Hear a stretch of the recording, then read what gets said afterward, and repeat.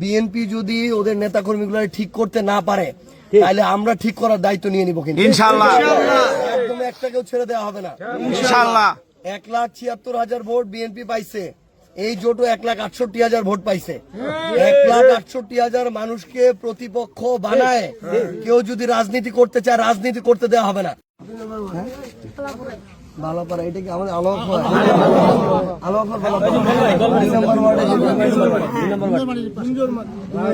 নামাজ পড়তে গেছিল নামাজের আগে তোমার কাছে কি ছিল? ওই যে একটা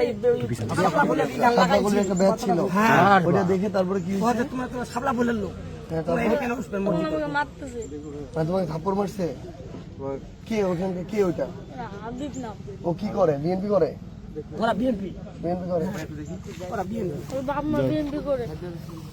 তখন তোমাকে মানে কয়েকটা মারছে এরকম?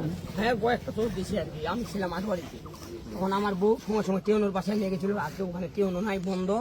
আমি আর কি রাস্তায় লাগাই পাইছি, তখন আর কি বাড়ি আসলাম ঘুরে আসে। মানে এদের এতটা ইয়া হয়ে গেছে। আমি শুধু একটা জিনিস বলি, মানে বিএনপি যদি এদের এই ধরনের মানে সন্ত্রাসী নেতাকর্মী গুলাকে না ঠিক করতে পারে বিএনপির অস্তিত্ব এই দেশে থাকবে না। এরকম বলে দিতেছি। মানে একটা 10 বছরের বাচ্চা একটা শাপলাকলির প্রতীক ব্যাস নিয়ে ও হাঁটতেছে, এটার জন্য যদি ওর গায়ে হাত তুলতে পারে তাহলে এদের ভবিষ্যৎ অন্ধকার। এগুলা ধীরে ধীরে এদের অবস্থা নাই হয়ে যাবে এরা যদি এই শিক্ষাগুলো না নেয়।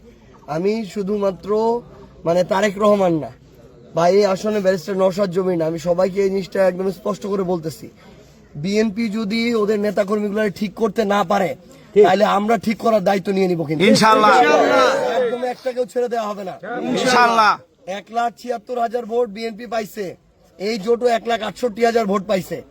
1,68,000 মানুষকে প্রতিপক্ষ বানায় কেউ যদি রাজনীতি করতে চায় রাজনীতি করতে দেওয়া হবে না ইনশাআল্লাহ একদম রাজনীতি ছুটা দেওয়া হবে বলে দিয়েছে। এবং এটাও স্পষ্ট করে বলে এই যে 8,000 ভোটের পার্থক্য, এরকম হাজারটা প্রমাণ আছে, এখানে মেকানিজম করা হয়েছে। আমাদেরকে ভোটে হারাইতে